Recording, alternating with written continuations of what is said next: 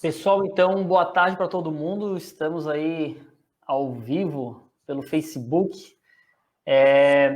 Queria agradecer a presença de todo mundo, de todos. Acho que vai ser uma roda bem legal. Hoje a nossa proposta é discutir um pouco, né, a questão política, capoeira e política, o que a capoeira tem a ver com a política, o que a política tem a ver com a capoeira, né? Então, acho que é muito legal essas visões. E temos aqui pessoas que são, né, especialistas em áreas que são muito importantes aí, tanto para a cultura como para a capoeira. Eu acho que vai ser um debate bem legal. Então, já vou começar me apresentando, depois eu passo a palavra aí para os outros participantes. Eu sou o Dalton, na capoeira conhecido como Palito. Eu faço parte da Associação de Capoeira Quilombola do Mestre Pinóquio e sou formado em História. Dou aula para ensino médio aqui em Florianópolis e atualmente também tem um canal, né, de divulgação e de conhecimento histórico no YouTube, História para Contar.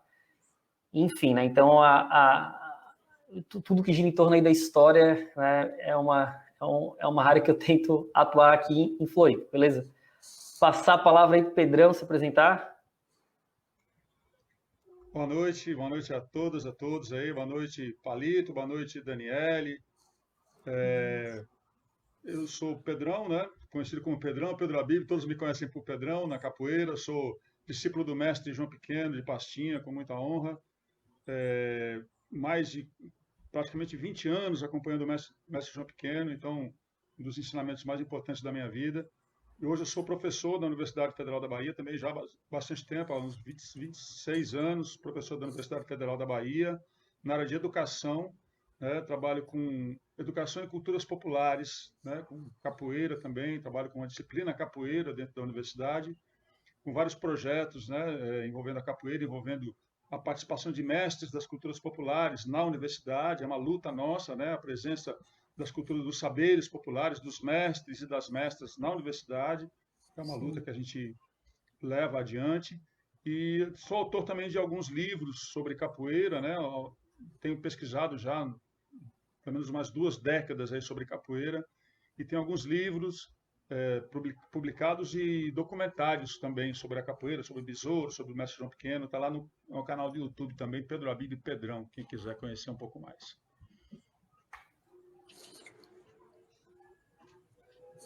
Olá, boa noite a todos, todas, todos. Que prazer a gente estar aqui nessa roda. Salve, salve, camaradas, né? Sempre bom. Sentindo muita falta das rodas físicas, mas a gente mantendo aí essa conexão entre nós nas rodas virtuais. E estou muito feliz de estarmos aqui hoje para fazer essa roda com esse tema tão importante para todos nós, né? Sobre essa relação entre cultura e capoeira. Cultura sobre capoeira e política, né?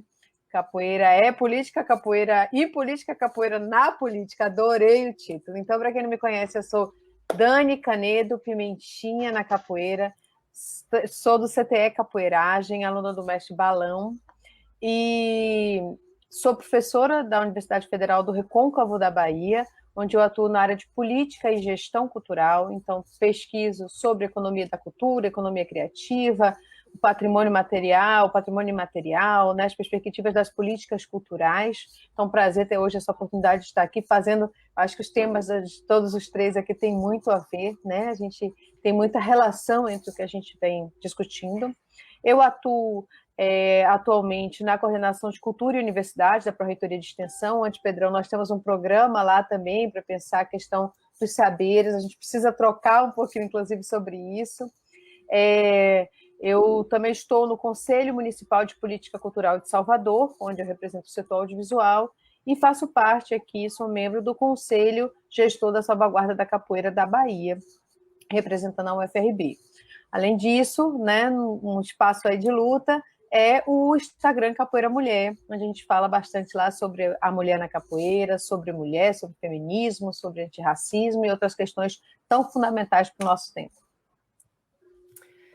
Que legal, como a Pimentinha falou, acho que eu também adorei, né, a maneira que foi abordado, né? Então, capoeira e política, capoeira é política, e capoeira na política, né? E eu acho que, para começar falando sobre isso, a gente tem que, talvez, até falar um pouquinho da história da capoeira, né? A capoeira, ela tem uma história como, né, várias outras manifestações aí culturais, a gente tem um legado histórico muito forte, e eu acho que a relação do capoeirista com a história, ela acaba sendo bem presente ali nas músicas e na musicalidade, nas letras, né, que remetem muito das memórias, enfim, de mestres e tal. Só que a gente acha que a gente tem que entender que a capoeira na história ela foi muito utilizada também como instrumento político, né?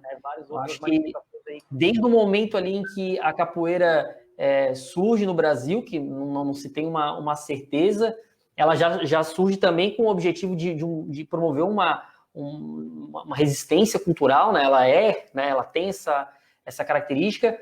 Depois do período do Império, os capoeiristas ali também vão agir no Brasil, motivados também por essa tentativa de inserção do negro na sociedade, ou muitas vezes vão ser utilizados por grupos políticos para desmobilizar outros grupos, né? Tem muita história aí que se fala de capoeiristas que eram mobilizados para destruir comício de outros partidos, enfim, então tem muito isso, né?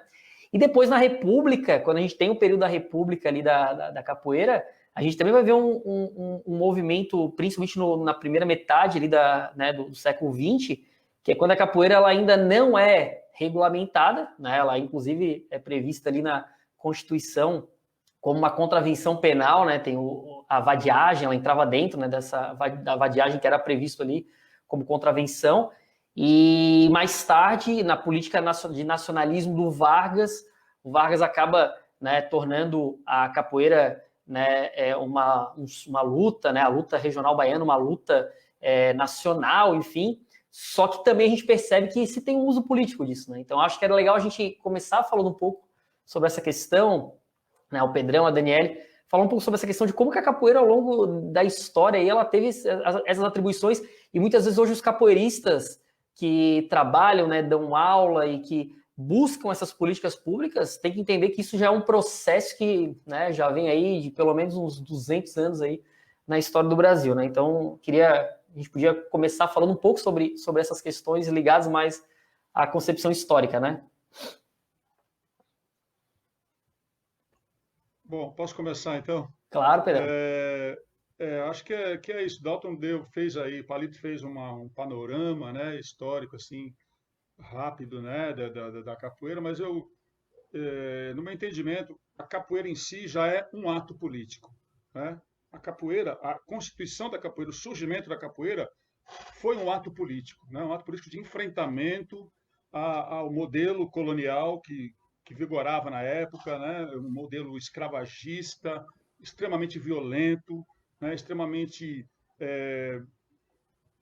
que fez com que todas essas pessoas que vieram da África como escravos perdessem, né? Foi uma violência simbólica, né? Contra as suas memórias, a sua identidade, a sua religiosidade, e também uma violência física, né? Extrema contra essas pessoas. Então a capoeira foi um ato de rebeldia contra esse sistema opressor, né? Então por isso ela desde sempre, a gente fala hoje muito, né, das lutas decoloniais, né, as lutas anticoloniais, ou mais atualmente hoje a gente fala muito das lutas decoloniais, das práticas decoloniais, e a capoeira foi uma das primeiras práticas decoloniais, né? Desde o início ela se contrapôs, né, a essa lógica colonial, essa lógica escravagista, violenta, como eu já disse. Então ela sempre foi ela significou, ela foi um símbolo de resistência, né? Então a capoeira se coloca, e aí esse aspecto político é muito forte, né, na resistência contra uma lógica em que ela busca subverter essa lógica, né? E tem aquela imagem muito interessante da capoeira de pernas para o ar, né, que a Letícia Vido, né, uma pesquisadora, traz no livro, que ela diz justamente isso, a capoeira de pernas para o ar, quer dizer, o capoeirista, quando ele está de pernas para o ar, ele subverte a sua visão do mundo, ele vê o mundo ao contrário, é como se ele estivesse expressando o desejo de ver a transformação política acontecendo ali quando ele está de pernas para o ar, né? Isso é muito simbólico também, muito interessante essa metáfora, né, do capoeirista. Então, eu acho que os desafios, os enfrentamentos apenas mudaram da época colonial para cá, mas continuam aí, né? O racismo é um desafio importante a ser enfrentado pelo capoeirista, o machismo, né? É um outro aspecto importante que o capoeirista tem que estar ligado nisso, né? A questão política mesmo, de posicionamento político diante do contexto que a gente está vivendo, né? Desse contexto nacional, onde a gente tem um governo federal extremamente violento, que violenta os direitos, que violenta, né, toda uma história de conquistas né, dos movimentos sociais no Brasil, da educação, da cultura. Então, é preciso se posicionar contra isso, né? Então, acho que a capoeira, ela tem, ao longo, né, de todos esses séculos no Brasil, ela sempre teve desafios a enfrentar, se posicionar diante desses desafios, né? Então, o feitor, ele vai mudando, né? O feitor vai mudando, mas ele está sempre aí. Então, acho que é muito importante a gente entender a capoeira nessa perspectiva. Eu adorei, né, as perspectivas que vocês dois trouxeram, porque eu acho importante que a gente, de fato, comece discutindo política, capoeira, nessa perspectiva histórica. E tentando adicionar um pouquinho aqui as reflexões que já foram trazidas, eu acho que é importante que a gente leve em consideração que não há nada dado e não há nada imutável no mundo. O tempo inteiro os processos estão sendo construídos e a gente está construindo uma nova realidade. Acho que às vezes a gente tem uma perspectiva assim, da história como algo, né, que a gente não vivencia. Algo que já aconteceu no passado e, de alguma forma, as pessoas fizeram alguma coisa lá e essa coisa foi dada. E, às vezes, a gente perde um pouco essa perspectiva da luta constante que precisa ser feita para que a gente possa estar mudando a história do futuro. Que a gente possa, aos poucos, estar alterando esse sistema, como é toda a história da capoeira, uma história de luta, uma história de posicionamento, de ato político, como o Pedrão mencionou. Se a gente pensar, por exemplo, que desde o momento da resistência, né, da insistência em fazer essa prática desses corpos negros, que com uma escravidão que acaba e que não há nenhuma discussão sistemática do Estado sobre o que aquele Estado, né, ainda em Constituição, deficitário, mas de qualquer forma, o que se faz a partir daqui?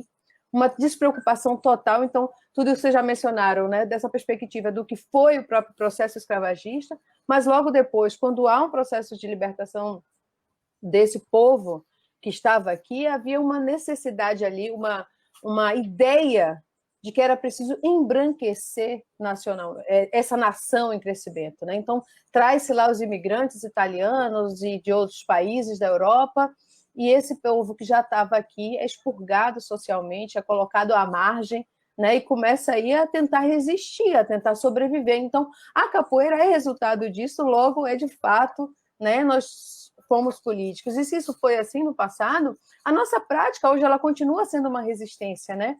Porque esse conceito e essa relação que se construiu, que às vezes é muito pejorativo até em relação à capoeira socialmente, né? Qualquer, por exemplo, mulher que começa a fazer capoeira, aí uma coisa da família, será esse meio, essa relação, isso é também politicamente construído. Né? No momento em que a capoeira também entra, você falou, Palito, que ela se torna, então, possível, permitida, e logo depois, quando Vargas se aproveita com uma política totalmente populista, né? Dessas expressões culturais populares, como o samba e outras, e a capoeira, de forma nenhuma também se constrói ali uma política que possa pensar esses praticantes, que possa dar a eles outras condições. O tempo inteiro essa política se aproveita também dessas práticas, dessas ações, dessas relações identitárias desses povos, com pouca preocupação com a vida dessas pessoas, com a melhoria. Então, essa política, historicamente, a gente vem fazendo na resistência de praticar a capoeira e a gente continua fazendo e a gente precisa pensar isso na perspectiva do futuro. O que é que a gente quer para a capoeira daqui para frente? Eu acho que tu falou agora, Pimentinho, acho que foi assim muito, muito interessante, né, de pensar que o que o Pedrão falou também, acho que a gente tem que juntar as duas falas, né, que a capoeira ela não pode ser nunca desassociada à escravidão no período que ela teve, né, que ela ocorreu no Brasil, e ela também não pode ser desassociada depois à questão racial que vai acabar também ocorrendo, né? Então a gente tem, eu acho que dá para pensar nesses dois momentos, né? O primeiro momento que até 1888, é quando a gente tem a escravidão, e oficialmente, né, a escravidão acaba no 13 de maio, Só que o 3 de maio, ele não é se a gente for observar o que aconteceu, ele não é libertador de fato, né? Ele não dá essa real liberdade, porque realmente marginaliza. E a capoeira vai junto nessa marginalidade, né? A capoeira está marginalizada também, junto com essa população. E depois, com as políticas de embranquecimento ali, muito ligadas, inclusive, àquela concepção, né, do europeu como o símbolo do desenvolvimento, né? O europeu como o grande... isso, inclusive, se repete um pouco da lógica da colonização lá no século XVI, né? No século XIX volta isso, né? O europeu, só que agora está colonizando a África, a Ásia, né? Ele está levando a civilidade, entre aspas, né? Porque a ideia era explorar, né? E aí entra nessa concepção do embranquecimento. E a própria capoeira, eu acho que é interessante a gente pontuar que ao longo do século XX ali, ela vai também entrar um pouco nessa lógica, porque quando eu falei do Getúlio Vargas ali, é interessante a gente lembrar que o Getúlio Vargas, ele até, né, faz lá, tem até uma foto famosa, né, do Vargas com o mestre Bimba lá, tocando brimbal, tá uma foto bem famosa, eu uso direto ela em aula para falar dessa questão nacionalista. Só que existia uma série de regras, né? Tu tinha que ter carteira de trabalho, tu tinha que ser em academia, então tinha uma série de regras para seguir, para que realmente, né, fosse reconhecida a capoeira pelo Estado. Não foi um reconhecimento pleno enquanto cultura, foi mais uma questão de instrumento ali do populismo, nacionalismo, né? Então, acho que a questão da capoeira e da política, ela passa muito por isso, né? Ora pela escravidão, ora pela questão racial e pela marginalização, como a Pimentinha falou, do samba, né, do candomblé, enfim, das religiões de matriz afro, que também entram nessa mesma lógica, né? Então, a resistência está aí, né, de ser reconhecido enquanto um aspecto cultural e, ao mesmo tempo, de ser reconhecido como, talvez, um dos principais elementos de formação do que é ser brasileiro, da brasilidade, né, que vem junto aí com essa questão da escravidão, né? Eu acho que também, é importante a gente entender por que a capoeira foi tão perseguida, né? Por que ela foi, durante tanto tempo, estava num primeiro momento no Código Penal, o primeiro Código Penal do Brasil, né? Antes disso, ela sempre foi perseguida pelo poder, né? Depois que ela saiu do Código Penal, a perseguição sempre continuou, quer dizer, de outras formas, mas sempre continuou. É porque sempre a capoeira incomodou, ela sempre foi temida, né? O poder sempre percebeu na capoeira um potencial de subversão. Eu acho que isso que é importante. A gente tem que entender que nós que somos capoeiristas representamos esse potencial de subversão. O poder sempre nos temeu, né? Então, desde os primeiros momentos, né, onde, por exemplo, o primeiro temor, né, que houve aqui no Brasil, mais registrado contra essa população negra, foi a chamada a Onda Negra, né, que aconteceu com várias revoluções, inclusive no Haiti, né, a primeira revolução, né, onde os negros assumiram o poder no Haiti, né, no início do século XIX. Quer dizer, então começou a se temer que essa onda negra pudesse chegar no Brasil e essa subversão dos escravos da época ali pudesse também tomar o poder. Então, e a capoeira sempre foi quem representa essa força, né, esse poder do povo negro de fazer valer os seus direitos, de lutar pela sua liberdade, pelos seus direitos. Então, a capoeira sempre foi temida, por isso ela foi muito perseguida. Então, isso é muito importante a gente nunca dissociar também esse elemento da capoeira enquanto essa rebeldia que sempre teve presente na capoeira. A capoeira, por natureza, é uma atitude rebelde contra o poder, né? Então, a gente não pode dissociar disso. A capoeira ela era tida como algo violento, marginal, coisa de vagabundo, porque justamente era preciso desqualificar, né, aquilo para que ela não pudesse ter o poder, né, que se imaginava e que ela teria se tivesse tido, inclusive, mais elementos, mas mesmo apesar de toda essa perseguição, ela sobreviveu. Isso que é importante também, né? Apesar de toda essa violência, foi considerada crime no Brasil. Quantos e quantos capoeiras foram mortos, foram violentados, foram presos pela polícia, né? Então a gente sabe dessa história, né? Quem estuda um pouquinho da história da capoeira, e é preciso estudar, eu acho que sendo capoeirista, quem é capoeirista tem a obrigação de estudar a história da capoeira, saber quem foram os nossos ancestrais, o que eles passaram, para que a capoeira pudesse estar hoje no lugar que está, um símbolo da cultura, da identidade da cultura brasileira, né? Mas ela passou por muita coisa, e essas pessoas que passaram por isso, nós devemos a eles, né? A eles e a elas, essas pessoas que enfrentaram, né, toda essa violência do poder da polícia para fazer com que a capoeira chegasse até aqui. Então, essa memória ela não pode ser esquecida de forma nenhuma, né? Então, entender a capoeira como política é também, né, a gente buscar essa memória, é fortalecer essa memória, é trazer essa memória sempre dessa luta da capoeira até os dias de hoje, né? Eu acho muito importante isso, né, dessa discussão da memória, da gente sempre se colocar numa perspectiva de que... e aí, assim, antes de falar da perspectiva, eu vou falar da palavra poder, né? Porque a gente, às vezes, quando está discutindo historicamente essas relações que a gente teve com dificuldade com o Estado, desse Estado que tentava limitar as nossas ações, que tentava nos colocar numa perspectiva prevista, né, de ações, aí um controle absoluto para que o modelo de Estado, que essas pessoas, que essas classes sociais que estavam no poder tinham na cabeça delas que era o ideal, né? Então, elas criaram para si, no período pós-escravagista, uma ideia de Estado do que eles achavam que era importante, eles colocaram os representantes deles no poder para fazer isso acontecer, colocavam os representantes dele na polícia, e aí a gente ouve falar dos capoeiristas só nos relatos policiais, né? A gente só ouve falar dessas práticas nos relatos policiais, porque as pessoas... e é bom a gente humanizar isso, né? A gente aproximar, dizer, é sempre uma proposta política, é sempre uma estratégia política, é sempre uma decisão política de como é que nós queremos viver, de como é que nós queremos estar no poder. Tem uma música do Ilhaie que eu gosto muito, que diz assim, tem um trechinho que fala, se o poder é bom, eu também quero poder.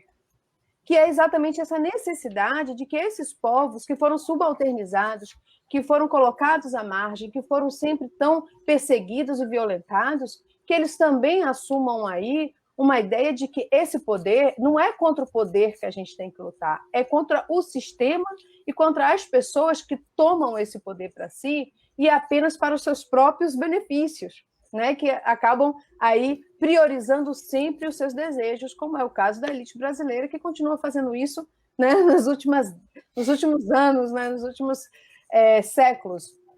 Então, é uma discussão que a gente precisa ter, sim, mas sempre lembrando que não é bem o poder que é o problema é exatamente quem e com que objetivos, quem controla esse poder e com que objetivos. Eu achei muito interessante a fala do Pedrão ali, que quando ele falou né, que muita gente realmente, né, morreu, foi violentada, foi perseguida, e que a gente hoje deve a essas pessoas né, a gente deve esse legado a essas pessoas, a gente tem que respeitar esse legado e ao mesmo tempo entender o que foi esse legado, né? E aí complementa com o que a Pimentinha falou em relação a esse poder, né? Como que esse poder ele acaba se estabelecendo hoje e como que isso acaba interferindo na capoeira. Aqui em Floripa a gente tem, né, um dos mestres aí mais importantes, que é o mestre Pinocchio, e ele é um cara que sempre fala, né? A capoeira ela tem que estar para além do físico. Então, o capoeirista ele não pode estar só preocupado, claro que é importante a questão, né, física da roda, movimentação e tal, mas a capoeira tem que estar além do físico, né? Ela não pode estar só ligada a isso, porque ela tem um legado, uma história que seria até complicado se a gente não respeitar isso e entender, né, como a questão política. E aí eu acho interessante a gente até já avançar para um ponto que eu não sei se a Pimentinha quer... Só ainda um pontinho que eu acho que a gente acabou não mencionando aqui nessa discussão sobre a história da capoeira e a relação com a política, mas que é um pontão, na verdade é muito importante que a gente fale disso, que é a invisibilização das mulheres capoeiristas na história, né? A gente sempre teve mulheres também praticando capoeira. Melhor do que eu, mestre Pedrão pode falar disso aí, que escreveu, inclusive, sobre essa história de várias mulheres em um livro, e isso é invisibilizado na nossa história, a gente sabe pouco sobre isso. Por quê? Porque havia também, no modelo de sistema que eles queriam implantar, um sistema patriarcal, um sistema no qual o homem ocupava um outro espaço. E a mulher ela era invisibilizada.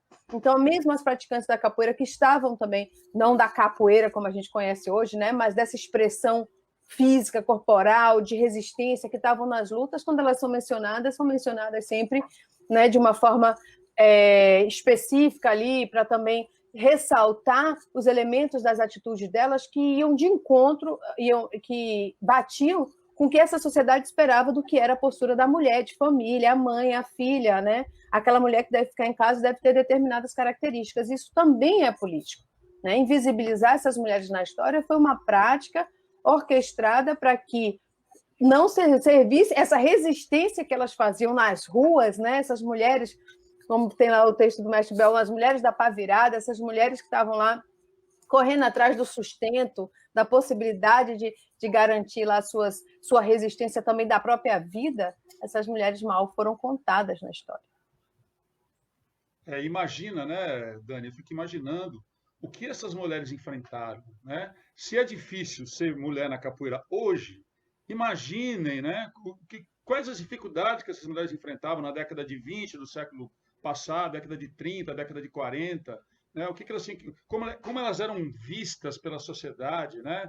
Aquela coisa de entender mesmo como enxergar como alguém, né, uma marginal, uma mulher ainda, além de tudo, né, essa questão moral, né? O que uma mulher faz numa roda de capoeira? Deve ser uma prostituta, deve ser, né? Então, e as mulheres que a gente tem registro, né, que a gente fez, Dani citou aí um trabalho que a gente fez há um tempo atrás, foi transformado em um livro, né, sobre a biografia de mestres e mestras e capoeiristas que viveram no século XX, né, que já haviam falecido na época que a gente fez o livro.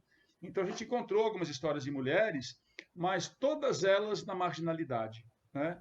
Então, todas as mulheres que a gente conseguiu algum relato, alguma coisa, como o Dani falou, nas páginas policiais dos jornais, né, nos arquivos da polícia, sempre como baderneiras, como mulheres que estavam na marginalidade, na prostituição.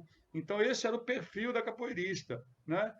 Por mais que ela não tivesse, né, a gente pode até entender que havia mulheres que estavam na capoeira, mas não tinha esse perfil, mas todas eram enquadradas nesse perfil, né, para a gente ver como essa crueldade, né, da visão da sociedade sobre a mulher, né?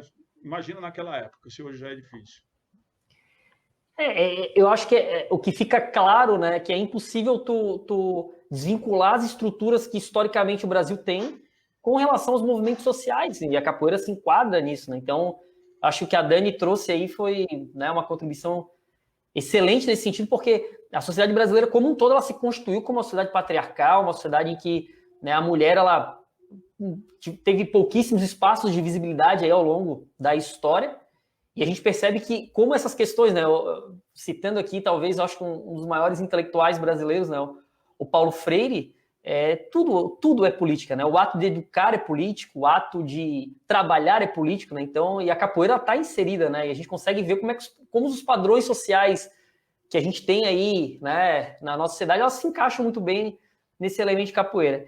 E aí eu queria já trazer, eu acho que esse ponto, acho que é um ponto importante que a gente, né, se propõe a discutir, a questão da política.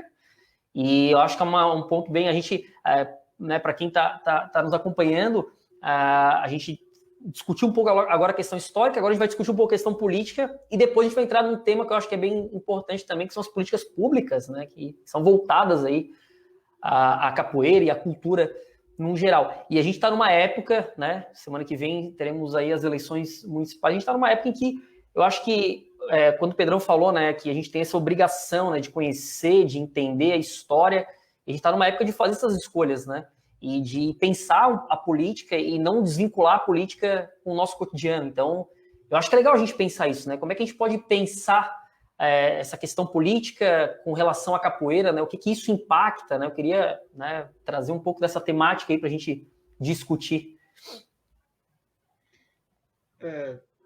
A gente vive num contexto político muito peculiar no nosso país, né? E a gente diz isso com pesar, porque esse peculiar é algo muito, muito negativo. A gente passou por tantos momentos na história do nosso país, e nos últimos anos, nas últimas décadas, a gente teve tantas conquistas, né, do povo brasileiro em questão de direitos trabalhistas, em questão de direitos humanos, né, direitos sociais, ambientalistas, avanços na educação, avanços na cultura, em políticas culturais inegáveis nas últimas décadas aí.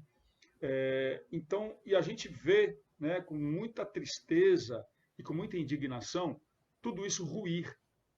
Né? A gente está vivendo um momento em que todas essas conquistas históricas do povo brasileiro estão ruindo a partir de um governo totalmente irresponsável e totalmente com uma política muito clara, né, de destruição desses direitos. Não é ao acaso, né? Não é um acaso que a Amazônia e o Pantanal queimaram durante meses, né? Não é um acaso que a educação é tratada como lixo nesse país, que os inimigos, considerados inimigos da nação, são professores e são artistas. Vejam que nação é essa que os inimigos eleitos pelo governo são os professores e os artistas. Né? Que nação é essa? Então a gente vive um momento muito difícil para o nosso país. E é preciso enfrentar esse momento. Né? Eu acho que é preciso ter uma postura nesse momento. Então, todos aqueles que possuem o mínimo de consciência, e aí vai muito além até da discussão esquerda e direita, né? Eu acho que porque essa é uma discussão que precisa ser colocada, porque muita gente não sabe o que é esquerda, o que é direita ainda, né? Ainda existe uma confusão muito grande, mas eu acho que o que está acontecendo no nosso país hoje vai além disso, né? Porque é preciso entender que está tendo um processo anticivilizatório no nosso país a partir desse governo que está aí. Né? Então, esse enfrentamento que é preciso ter, essa postura que é preciso ter da sociedade em relação a isso, ela parte de todos nós. Né? E aí, a gente falando no universo da capoeira, a gente tem mais obrigação ainda de se posicionar. Né? Porque como a gente fez essa revisitação histórica aí de como a capoeira sempre se posicionou, né, sempre enfrentou o poder, enfrentou a violência, né, a perseguição, a discriminação, tudo isso historicamente durante, né, tantos séculos, é o momento de um outro enfrentamento muito importante. Né? Então, acho que e a capoeira, e aí é uma coisa que é importante também a gente destacar, a capoeira, por si só, ela não é uma entidade que flutua sobre nós. Né? A capoeira é feita de capoeiristas. E aí, também depende, não basta ser capoeirista para que a gente seja visto como alguém que tem uma posição política, porque dentro da capoeira também existe muita contradição. Né? Isso é muito importante também. A gente vê grupos de capoeira também apoiando ditadores, também vê apoiando essas pessoas que estão aí fazendo esse tipo de política de destruição, né, do nosso país, como a gente está vendo agora. Então, quem apoia esse tipo de postura, de processo político que a gente vê acontecendo no nosso país, também é cúmplice. Também é cúmplice.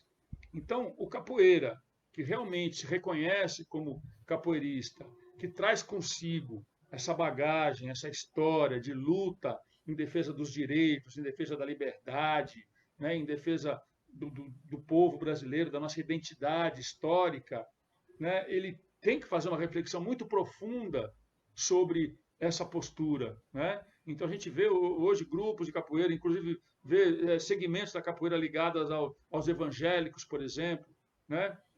Que não permitem o matabaque, que não permitem o culto aos ancestrais, que não permitem os elementos da cultura afro-brasileira na sua roda de capoeira.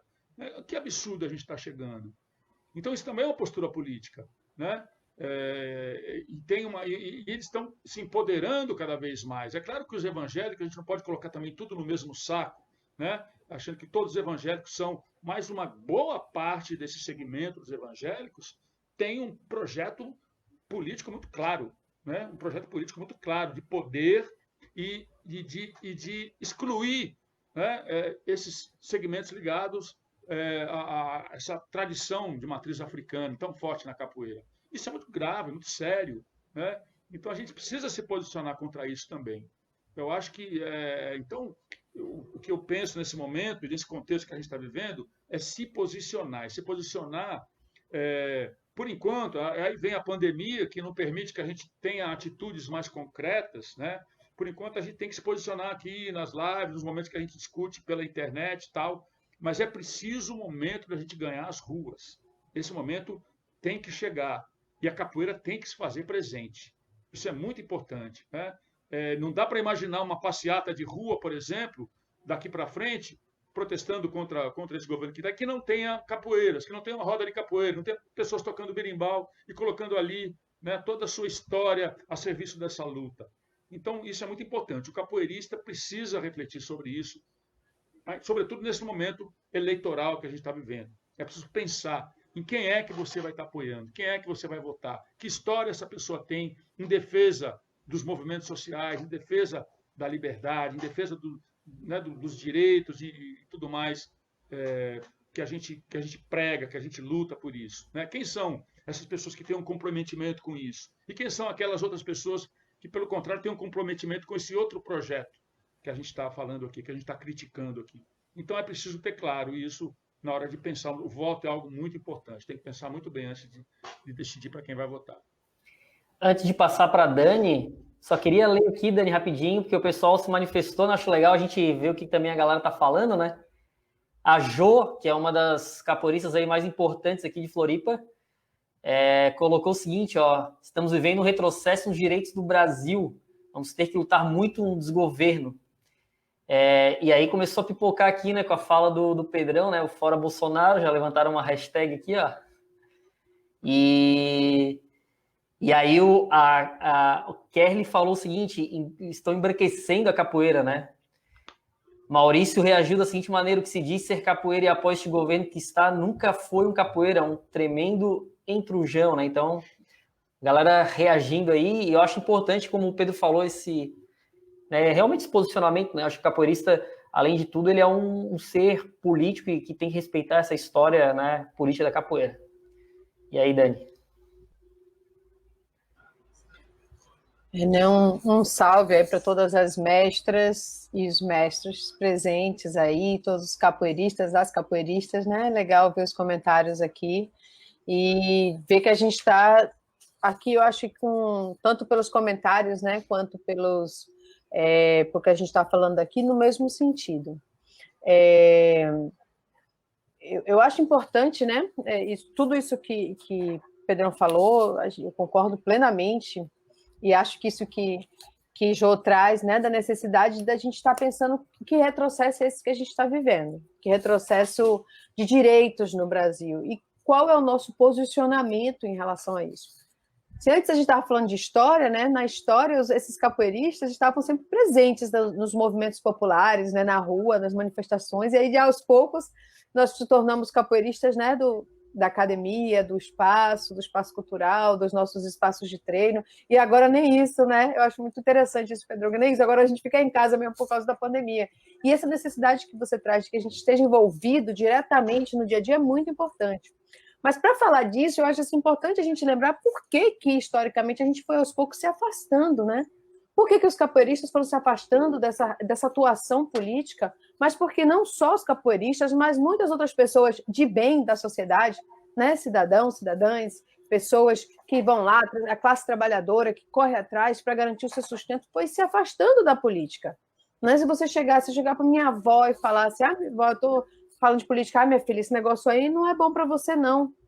Porque isso aí é esse povo ladrão, esses corruptos, essa gente, não é bom se envolver com isso. Por quê? Por exemplo, que a gente tem tantas mulheres também, mais uma vez, pouco envolvidas com a política. Né? A gente tem, no Brasil, a partir lá da democratização, uma decisão pelo sistema representativo, embora... E o que diz o sistema representativo? Né? Que a sociedade civil vai eleger representantes que estarão lá para dialogar com a sociedade civil, ouvir as demandas por políticas públicas e voltar para esses espaços, essas esferas de decisão, trazendo essas demandas, representando aí umas decisões coletivas. A Constituição brasileira é considerada um exemplo de democracia, porque prevê lá, inclusive, vários mecanismos de participação. Né? Mas o que se esperava naquele momento? Que a gente viveria um período, né, de democracia representativa, com elementos participativos que tem lá, as conferências, os fóruns, os conselhos, e que nesses espaços a gente avançaria e amadureceria para chegar ao momento que a gente pudesse ter uma democracia participativa, no qual, de fato, a decisão ia ser tomada pelo povo.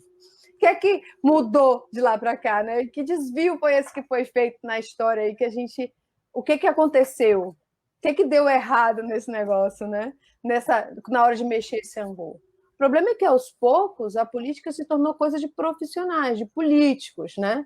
E aí você tem aí todo um sistema para garantir essas eleições que demanda dinheiro, né? Até bem pouco tempo a gente sabe que agora a gente teve uma reforma recente, mas até muito tempo era muito dinheiro. E apoio, né? Os conchavos, as alianças políticas, de modo que a gente viu aí as mesmas classes, os mesmos grupos conseguindo se manter no poder, conseguindo eleger política quase tornando uma coisa hereditária, né? Os filhos dos políticos se reelegendo, as esposas, as irmãs, os parentes, e mantendo aí intensidades que é a mesma família no poder há séculos, né? Há séculos. Por exemplo, Itabuna, até hoje tem aquele prefeito daquela família, daquele jeito, Salvador, até hoje. Né? E a gente está vendo agora um quadro aí. Então, e o fato de que essas pessoas, a mesma classe, com os mesmos tipos de interesse, defendendo os mesmos tipos de ideais, se mantiveram no poder por todo esse tempo, fez com que eles pudessem ter as condições de, nesse sistema, né, de, ao controlar, dominar o sistema político, que é gestor dos recursos públicos e decisor do que vai ser feito para o bem público, essas famílias, esses poderosos, começaram, então, a realizar práticas ilícitas para garantir interesses pessoais. Né? Então, a corrupção se instaurou na medida em que as mesmas pessoas estavam ali, logo tem práticas como essa tal dessa rachadinha, que isso é praticamente institucionalizado em todas as assembleias legislativas do Brasil. Em todas, todo mundo conhece alguém que trabalhava, por exemplo, para um deputado, para um vereador, para uma vereadora, e parte do salário devolvia, porque para continuar ganhando a eleição precisava desse dinheiro e esse sistema ia se mantendo. E essa corrupção se tornou tão forte que pessoas que não querem estar nesse meio se afastaram da política. Né? E aí a gente começou cada vez mais, e eles mantêm isso como uma coisa deles. Né? Se você procurar uma escola de política, o que existe hoje é tudo nos setores progressistas, porque nos conservadores o que se quer é manter o mesmo modelo. Então, a gente teve aí um processo também histórico, também, né, de estratégia para a manutenção do poder, que afastou o povo da política, que afastou o cidadão e a cidadã da política, do processo decisório. O sistema representativo não era para ser como ele é. E aí a gente só tem na história do Brasil, apesar de que tenha sido colocado todos esses elementos lá na Constituição, a gente só começa a ter fórum, conferência, conselhos atuantes, ativos, com voz, com voto, incidindo de fato nas políticas públicas no governo Lula. A partir de 2003, a gente começa a ver essa coisa das conferências, né, de tudo o que aconteceu, da construção de planos. Que coisa incrível a gente poder participar da elaboração de um plano. O Plano Nacional de Cultura foi aprovado como lei em 2010. Em 2020, ele está fazendo 10 anos. Ou seja, ele acabou o seu prazo, ele precisava ser renovado. E a gente não discutiu isso o ano todo. Porque uma das primeiras coisas que o governo Bolsonaro fez foi destituir os conselhos, os fóruns, né? Os conselhos da salvaguarda da capoeira, por exemplo, tinham acabado de ser criados, foram destituídos completamente. Todos os outros, né? A gente acabou de citar um exemplo, né, Pedrão, da luta aqui pela manutenção e pela relação aqui com a Lagoa do Abaeté, em que existe uma instituição participativa e que num governo, a princípio, progressista, de esquerda, não há qualquer tipo de escuta no processo de decisão. Então, a primeira coisa que a gente precisa, assim, de fato pensar é esse nosso papel como cidadãos e cidadãs, como pessoas que a gente precisa ocupar esses espaços de participação.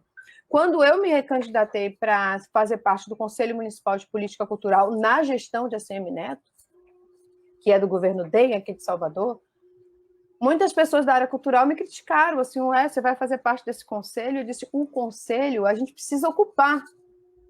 Se a gente não estiver lá, quem vai estar? Né? Como é que as políticas culturais para a cidade vão ser decididas? E quando eu cheguei lá, muito me surpreendeu o fato de que entre os 40 conselheiros e conselheiras, muitos nem eram da área cultural. Alguns atuavam como cabos eleitorais de bairros, de comunidades, dos mesmos partidos que estão no poder. Então, essa coisa do uso também dessas instâncias para a forma como elas não foram criadas, né? Quando elas são mantidas, às vezes elas têm sua função distorcida, é algo que cada um de nós tem uma obrigação de participar da associação comunitária do bairro, de participar, né, de instâncias como o Fórum da Capoeira da Grande Florianópolis. A gente precisa fazer esses instrumentos florescerem. Mas, além disso, a gente precisa também, que o mestre Pedrão falou bastante, acho muito importante, de ocupar os lugares da política com representantes da capoeira, com pessoas que nos representem, né? Com mulheres, com homens engajados com as nossas lutas. A luta do feminismo, que é uma luta por justiça social, por igualdade de direitos, as lutas antirracistas, fundamentais, a gente desconstruir esse sistema, esse racismo estrutural, né, que nós três aqui acabamos não tendo lugar de fala para falar sobre como se sofre com racismo, mas nós somos antirracistas, logo temos sim que trazer isso à tona. E é isso, para não me alongar muito, porque eu vou me empolgando, porque isso sobe os nervos e eu vou me falando. Então, vou passar a bola para a gente continuar na roda. Ô, Dani, eu acho que uma coisa que tu falou que eu acho que é bem importante, né? A ideia da questão política, na história, isso é uma coisa que é debatida já há muito tempo. Tem um filósofo aí que todo mundo já ouviu falar, famosíssimo, Aristóteles, né? Filósofo grego. E ele tem uma frase que eu acho que resume bem isso, né? O ser humano é um animal político. Então, né, esse é um ponto, acho que básico para a gente entender, né? E como tu falou, acho que é bem interessante se vincular muito à política, é uma coisa... primeiro que esse processo no Brasil, concordo contigo, ele é proposital, né? Se demonizou a questão política, mas ao mesmo tempo se demonizando ela, as pessoas não participam, ficam fora, e isso abre espaço para tu ter, né, no Brasil, aí, como tu falou, né, basicamente dinastias, né, governando aí os estados. Tem um livro que eu acho que também é muito interessante, é uma recomendação que eu gostaria de fazer para quem está assistindo, que se não teve contato ainda com esse livro, que eu acho que é um livro que abre muito a nossa mente em relação a isso, que é do Sérgio Buarque de Holanda. Acho que é um livro bem, bem interessante para entender, que é o Raízes do Brasil, né? Acho que é uma literatura, uma obra assim, clássica já da sociologia, e o Sérgio Buarque, ele analisa a questão política no Brasil e ele vai buscar essa questão aonde? Essa raiz aonde? Lá no Brasil colônia. Lá no engenho, e aí ele vai analisando como essas questões foram sobrevivendo no Brasil. Então, se criou, inclusive, ele até tem um termo que ele usa, né? A ideia de que se criou no Brasil o homem cordial, né? Que é aquele que não faz a separação do que é público, do que é privado. Na política brasileira é muito vinculada a isso, né? Então, eu, prefeito, eu vou fazer elementos que ajudam a minha família, que ajudam a minha, né, aqueles que votaram em mim, e isso não é visto no Brasil como algo errado, né? O homem público, ele não acaba não separando, né? A gente vê isso a todo momento, né? A gente vê isso a todo instante na política brasileira, e isso abre caminho, inclusive, para aquela famosa ideia do jeitinho, né? Não, o que eu estou fazendo aqui não é errado, é um jeitinho que eu estou dando, é uma coisinha que eu estou fazendo.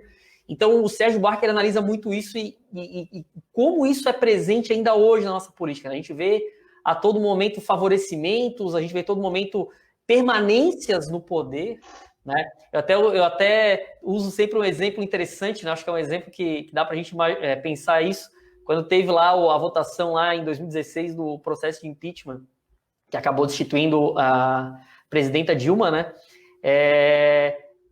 Os deputados, quando iam votar, né?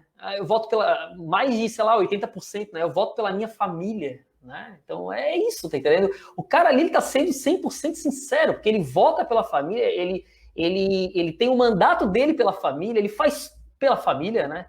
Então é isso, a política brasileira, ela se misturou nisso, então a família e política estão interligadas, e hoje essa bandeira, né, o Pedrão falou ali a questão do conservadorismo, essa bandeira família, mas isso é muito ligado àquela ideia de que, né, eu vou falar de família, mas ao mesmo tempo eu vou governar para a minha família, né, não estou pensando na família como elemento cultural, estrutural, né, então acho que passa muito por isso, e o capoeirista, ele vendo, né, essa questão, ele tem que ter realmente essa posição, né, entender para que isso o que isso está em jogo, enfim, né?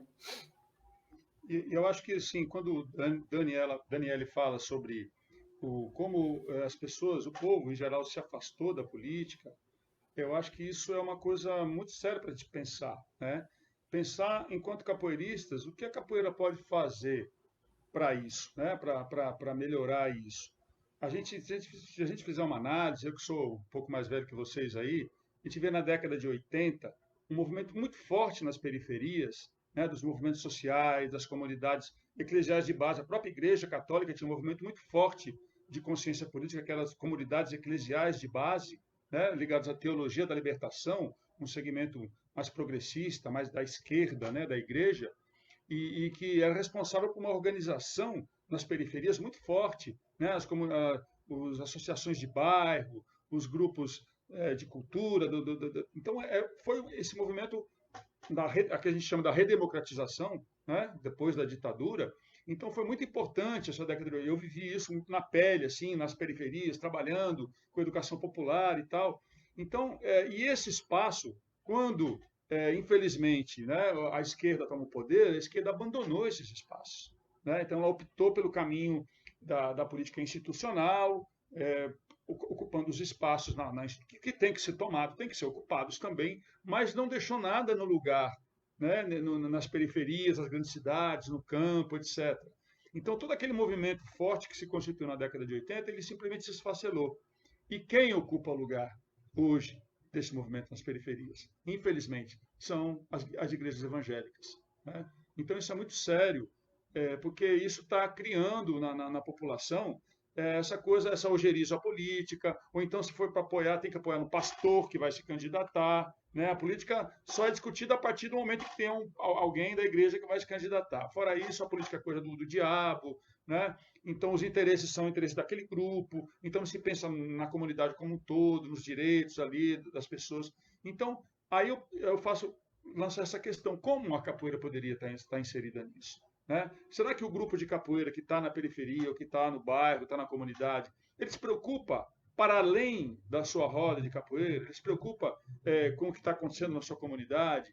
Né? O grupo tem algum tipo de inserção na discussão, né, sobre os problemas da sua comunidade? Né? Por que não trazer para o grupo de capoeira também essas discussões, o que está afetando, né, sei lá, o saneamento público, uma questão ali, enfim, tantas questões, né, que estão envolvidas com isso hoje, né, principalmente nas comunidades mais periféricas, onde a capoeira está presente. Né? Então, como é que a capoeira poderia estar se posicionando em relação a isso? Né? Que tipo de ação a gente poderia pensar, né, dos grupos de capoeiras, o capoeirista individualmente, mas também enquanto um grupo de capoeira, se envolver mais nessas discussões, nesses debates. E isso é ter uma postura, né? Isso é jogar além, e para além, sair da roda, pequena roda da capoeira, e para a grande roda do mundo, da sociedade, da vida. Né? Isso é se posicionar para além do golpe, apenas do golpe da capoeira, apenas do. Né? Então, acho que isso que a gente precisa pensar também, enquanto ação, né, que a capoeira poderia estar implementando nesse momento. Vitor, se você me permite, ainda nessa perspectiva, eu queria comentar essa coisa de como as igrejas, né, o mestre Pedrão trouxe, se organizaram para ocupar esses espaços, né? É um espaço, quando você vai, por exemplo, num bairro popular, num bairro carente, o Estado ausente, né? As instituições ausentes, essas igrejas se tornam o que há para se apegar. E as pessoas chegam lá e se sentem acolhidas, né? Algum acolhimento no sentido de que não venham para aqui. e como antigamente havia uma relação dessas igrejas com uma captação de recurso direto ali, né? Nem todas, claro, a gente não está aqui condenando todas as religiões e etc., e, enfim, todas as igrejas evangélicas de forma nenhuma, mas existem muitas pessoas, né, que ocuparam esses espaços, que foram para bairros, que abriram ali espaços, né, e que acolheram essas pessoas que estavam ali na melhor das intenções, mas com objetivos muito claros. E se a gente passou de algum tempo dessa perspectiva de que o objetivo principal era arrecadar recursos diretamente ali, né, ganhar dinheiro, cobrar o dízimo, hoje em dia essas estruturas entenderam que tem algo maior, que é controlar o poder, né, chegar ao poder, é usar essas pessoas como massa de manobra para galgar outras esferas de participação. E aí a gente tem visto de fato isso acontecer, a gente precisa estar preocupado com isso, né? Porque, infelizmente, se essas pessoas estivessem lá de fato para atuar como representantes dessas comunidades, seriam ótimos, mas o que Palito trouxe sobre governar para a sua família, que todos nós vimos naquele dia, ótima lembrança, Palito, porque é de fato isso, né? Eu estou aqui pela minha família, eu estou aqui pelo meu bolso, pelo meu conforto. A coisa pública, o interesse público pouco importa. E aí a gente vê, por outro lado, né, que além das igrejas, a gente tem hoje as bancadas, né? A bancada evangélica, a bancada do boi, a bancada da bala. E é absurdo, mas eles assim até defendem isso, né? Nós somos a bancada da bala, eles não têm vergonha de dizer isso. Não tem. A gente vê coisas sendo ditas por senadores, por deputados, por vereadores, que eles não têm vergonha, ações assim que eles fazem na maior cara de pau. Então, assim, uma coisa é isso de fato que o mestre traz, que é que tipo de ação nós, capoeiristas, precisamos pensar coletivamente para que nós possamos nos fortalecer e também eleger nossas bancadas, também criar nossos representantes, não só da capoeira, mas de todos os movimentos sociais que acreditam num outro tipo de país, que acreditam num outro tipo de vida, né? Na distribuição de renda, na justiça social. E aí, assim, só para somar também a uma outra coisa que eu tinha falado antes, eu foquei muito nessa coisa da destituição do que é a política para a maioria das pessoas, né? Como propositalmente esse sistema quer manter a população afastada da coisa política para que a política continue sendo coisa de político. Mas uma outra coisa aparece naquele livro da Angela Davis que a gente comentou antes, Palito, o Mulher, Cultura e Política, assim, de uma forma que eu gosto muito, que ela fala assim, né, da história dos movimentos feministas norte-americanos pelo direito ao voto, pelo sufrágio, e como aquelas mulheres brancas de classe média, né, estavam ali lutando, sim, de uma forma muito legítima pelo direito ao voto, como elas ignoravam a realidade das mulheres negras.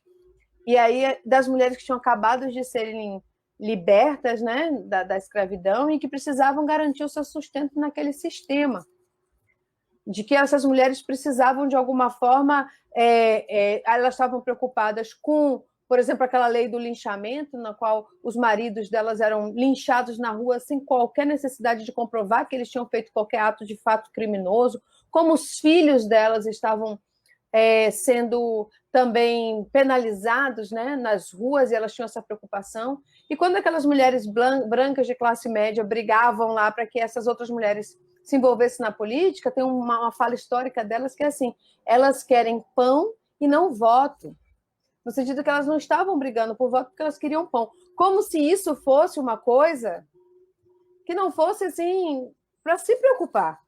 Aquelas mulheres, elas estavam preocupadas com a vida, com garantir a vida. Logo, elas se afastaram da política por uma questão de necessidade física, de vida. Elas precisavam garantir o sustento, elas precisavam garantir que seus filhos não morressem, que seus maridos não morressem. Então, hoje, a gente vê a mesma coisa, né? Além dessa coisa que eu falei antes, é preciso a gente dizer que muitos da classe trabalhadora não participam de movimentos políticos porque estão lutando no dia a dia para continuar vivos, para manter sua casa, para manter seus filhos com saúde vivos, brigando por sua família. Não do mesmo jeito que os políticos brigam por suas famílias, né? Mas de outra forma. Então, às vezes, também é isso, a gente fala assim, as pessoas precisam se envolver, mas a gente precisa pensar também na realidade, né? Na realidade aí dessa questão aí da indissociabilidade entre raça, classe, gênero e de como isso também nos afasta da política. Ô, Dani, interessante que muitas vezes a gente vê, né? Eu vejo aí nas redes sociais tal, se criou, e com razão, né? Uma indignação total com a política, e muita gente se manifesta nas redes sociais. Acho que de tudo que a gente está passando, isso que eu acho que é um ponto que ainda eu posso considerar positivo, porque cada vez mais quer debater política, se quer falar sobre política. O ponto negativo disso é que cada vez mais se vai para um lado que é, né, do achismo, enfim, né, não se preocupa muito em tentar entender as estruturas. E tem um exemplo que eu acho interessante que tu falou. Muita gente critica, né? Os políticos recebem salários altos e tal, né? Concordo, acho que tem muitos benefícios e muitos penduricalhos ali que tem que ser discutido. Mas uma das coisas que é importante a gente entender, por exemplo, que no começo da República, político não recebia salário no Brasil. E aí a gente pensa, que maravilha, que bom. Não é uma maravilha, porque quem é que consegue ocupar um cargo desse e não receber salário? Quem já tem, né, uma renda suficiente para isso. Então, a própria conquista de um salário para a classe política é uma conquista ligada ao movimento trabalhista, né? Porque era a possibilidade de alguém que não tinha condições de se manter sem trabalhar, né, no caso, sem trabalhar na sua profissão, pudesse ocupar esse cargo, ter um salário e conseguir ocupar, né, esses espaços, né? E a gente acaba hoje, né, não entendendo que esse processo histórico ele foi importante. Claro que eu não estou aqui defendendo todos, né, não quero deixar isso bem claro, né, que eu sei que tem que se discutir, né, enfim, mas eu acho que a classe trabalhadora ela tem que entender que o processo ele aconteceu ao longo da história, é difícil, né, se ocupar. Pegando outro exemplo, né, que tu falou aí que eu acho legal, na Grécia, a democracia grega ela era uma democracia diferente da nossa democracia representativa. Eu, né, elejo o meu vereador, meu deputado, o governador, enfim, para representar nos poderes ali. A grega ela era participativa, então era o próprio cidadão, né, e o cidadão exclui mulher, enfim, era pouquíssima gente que era considerada cidadão, eram homens, nascidos em Atenas, maiores de idade e tal, e esse cidadão não tinha restrição de renda, qualquer um podia participar. Só que o problema é que quem participava era quem tinha escravo, quem tinha grandes quantidades de terra, e quem não tinha estava preocupado, como tu falou, estava preocupado em garantir a sua sobrevivência, né? Então a gente vê que a própria estrutura política ao longo da história, ela sempre privilegiou realmente, né, aqueles que comandavam economicamente a sociedade, excluindo aqueles que, de alguma maneira, precisavam, né, lutar pelo alimento de cada dia, né? Então acho que é um ponto importante a gente lembrar isso aí. E acho que a gente podia entrar também um pouco já no assunto das políticas públicas, né? Que acho que tem a ver com um pouco isso. Acho que essa discussão puxa, né, essa outra. E a gente pensar que, enquanto cidadãos, por mais que a gente viva num governo que não dá a mínima para esse tipo de política pública, a gente precisa exigir, né? Porque mesmo a gente sabendo que não existe um compromisso, né, com esse tipo de ação de construção de políticas públicas, a sociedade civil ela tem a capacidade e o poder de se organizar e exigir que isso aconteça. A gente tem vários exemplos aí, né, de coisas. Esse próprio governo aí ele voltou atrás muitas resoluções, muitas coisas que eles tinham já tido como certo nessa área da educação, da política, porque eles tiveram que voltar atrás por conta de uma resistência popular, de uma crítica, né, da sociedade em geral. Então, eu acho que a primeira coisa a pensar é que a gente, primeiro, enquanto cidadãos, né, cidadãos conscientes dos nossos direitos e que queremos exigir nossos direitos. Mas, falando mais especificamente sobre a capoeira, eu acho que a gente está falando de cultura popular, né? E a gente teve aí exemplos, né, de governos anteriores, principalmente do governo Lula, né, governo Dilma um pouco também, mas mais do governo Lula, onde as políticas culturais foram feitas de uma forma assim revolucionárias para o nosso país, né? Então são exemplos para o mundo hoje. As políticas públicas implantadas, sobretudo na área da cultura, né, foram exemplos para o mundo, com Gilberto Gil, com Juca Ferreira à frente, né, do Ministério da Cultura. Então, cabe a gente, e isso deu, é importante a gente lembrar disso, que isso também deu uma consciência e uma capacidade de articulação política muito grande, né? Redes culturas populares, redes de artistas, foram formadas a partir desse incentivo dado pelo governo, a partir do fortalecimento dos conselhos, como o Dani já comentou aqui. Então, tudo isso fortaleceu e hoje a gente tem uma massa crítica muito forte nessas instâncias, né? Da cultura, de trabalhadores da cultura, da economia criativa, e os capoeiristas se inserem aí, né? Então, eu acho que é uma tarefa que a gente tem, e a gente tem discutido, né, Dani? Quando o Bolsonaro assumiu, a gente criou um grupo aqui na Bahia para discutir essas questões, e a gente estava avançando em algumas questões assim, importantes. Quando veio a pandemia, aí parou tudo, mas a gente justamente se colocar nesse sentido de forçar o governo para que essas políticas aconteçam, né? Então, quando a sociedade se organiza e mostra sua força, o governo é obrigado, né? Ele não está fazendo nenhum favor, mas ele é obrigado a. Então, eu acho que em relação a políticas públicas, a gente tem que pensar primeiro em nossa capacidade de se organizar enquanto sociedade para exigir que essas políticas aconteçam, né? Lembrar que para a capoeira existem algumas leis que estão tramitando, né, em alguns lugares aí. Existe a lei, eu não me lembro o número agora, mas uma lei federal que está tramitando na Câmara Federal, que diz respeito à capoeira como educação, né, que valoriza os aspectos educacionais da capoeira.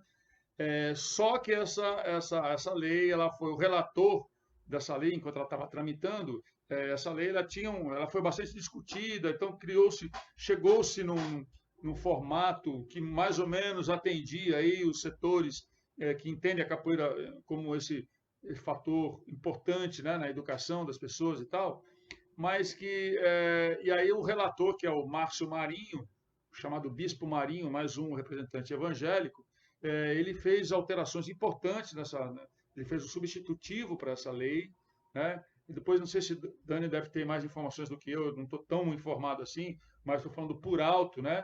E esse substitutivo, ele traz o poder das federações, né? Ou seja, atrela a capoeira a essa lógica de federações, lógica esportiva e tal, tirando esse componente educacional tão importante, né? E delegando para essas instituições, ou seja, um jogo mesmo político de poder aí, onde os evangélicos também têm a sua atuação aí, têm o seu interesse em estar dominando essa área. Então, essa lei ela está atualmente com esse formato para ser discutida, tramitando ainda. Então, mais uma frente de luta para que os capoeiras tenham que enfrentar isso. Então, existe já frentes aí representativas da capoeira atuando, né, no Congresso Nacional, mas é importante que a comunidade toda saiba disso, né? Nós sabemos que estão sendo discutidas leis que falam sobre o ofício da capoeira, do capoeirista, que atinge a todos nós, e que a gente tem que estar ligado nisso que está sendo discutido lá, né? Porque não adianta ter meia dúzia ou 10 capoeiristas que estão brigando que nem louco lá para não deixar a coisa passar, se a grande maioria da comunidade da capoeira não está interessada nisso, né? Não se liga que estão sendo discutidas leis importantes que atingem a todos nós. Então, mais um alerta a ser feito, acho que é esse. Vamos procurar saber o que está sendo discutido. Aqui na Bahia também tem uma lei estadual, né, que começa a tramitar agora aí, bastante ampla, inclusive, né, com coisas importantes. O segmento da capoeira está participando desse diálogo aí, né? Então, é preciso a gente estar atento, né, para essas leis.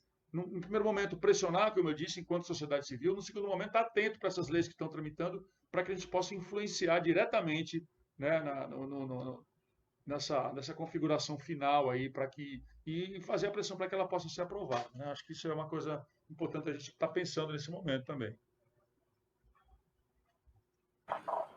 Isso, mestre, muito bom, muito boas lembranças, muito bons exemplos. Eu fiquei ouvindo aqui e lembrando de uma mesa, de uma fala que eu ouvi numa palestra em 2008, e eu nunca me esqueci. Boaventura Souza Santos veio a Salvador e fez 2 palestras, eu fui nas 2, né? Aqui, 2 espaços aqui, né? Na reitoria da UFBA e no Vila Velha, no mesmo dia. E nas 2, para quem não conhece, Boaventura Souza Santos é um sociólogo, né, português, que tem um trabalho aí sobre política, talvez alguém que está ouvindo possa não conhecer. E ele falou o seguinte, avaliando a situação do Brasil naquela época, ele diz assim, olha, o problema, adaptando aqui um pouco, né, o que ele falou, o problema da esquerda é que no Brasil, é que quando a esquerda está no poder, a esquerda deixa de fazer pressão. Porque as políticas públicas, elas precisam dessa pressão que o mestre acabou de falar, né? Elas funcionam dessa forma. Porque aquele princípio básico da economia. As necessidades são sempre infinitas e os recursos são sempre escassos. Logo, alguma coisa tem que ser priorizado. Essa é a questão principal desse jogo que está sendo jogado e que às vezes a gente não está participando desse jogo. Né? Tá do lado de fora da roda ouvindo barulho, vendo o pessoal todo virado para a roda e fica lá de fora só ouvindo barulho e achando que pode dizer o que está acontecendo dentro do jogo. A gente não sabe porque a gente não está vendo. A gente só está ouvindo falar. Então, a questão é a política pública depende prioritariamente dessa necessidade de priorizar o que vai ser feito. Então, o gestor chega lá, nós temos uma situação financeira no Brasil, né, de alocação de recursos em diversos ministérios, às vezes os ministérios estão sempre, historicamente, com muito mais recursos do que outros, é impressionante essa divisão assim, de importância. Obviamente, nós sabemos que, por exemplo, áreas como saúde, segurança e educação têm que ser prioridade, de fato, né? Mas, assim, para onde vai o dinheiro também nessas áreas são questões que a gente precisa, né, discutir, quem se beneficia mais, quem se beneficia menos, o que é feito, e a questão dos bons usos dos recursos, né? Mas os ministérios têm essa diferença tão grande nessa distribuição dos recursos. Quando a gente vai para ministérios como o da cultura, hoje a gente nem ministério tem mais, né? Eu ia falar nem ministério, né? Para ver o que isso significa, né? Em termos de decisão. Eu tenho eu conheço uma pessoa que trabalha no poder público, como gestor público federal, como gestora pública federal, e é uma pessoa que veio da área da cultura, né? Tem uma formação na área de cultura, e eu falava assim, poxa, por que você não vai trabalhar nos órgãos de cultura, já que você está lá, você pode escolher, você pode ir para algum dos órgãos? Eu falei assim, não, porque isso aí, para minha carreira, é fim de carreira, tipo assim, uma pessoa que vai trabalhar num órgão de cultura, ela, assim, tipo assim, para essa pessoa não é a prioridade, entendeu? Então, a primeira coisa que a gente precisa entender é isso, em todas as esferas, no poder público municipal, no poder público estadual, no poder público municipal, né? O que é feito depende desse sistema de priorização, e essa priorização depende da pressão. Não vai entrar como prioridade, não vai ter recursos alocados, se não tiver em cima como o pessoal fala, né, no pescoço do político, da política, do gestor, da gestora que está lá, dizendo que precisa ser feito, que precisa ser discutido, que precisa ser ampliado. Então, essa fala do Boaventura Souza Santos sobre a necessidade de que, mesmo que a gente tenha no poder um governo que a gente ajudou a eleger, que a princípio é um governo com os quais a gente concorda com os ideais, com a ideia, a gente precisa continuar fazendo pressão.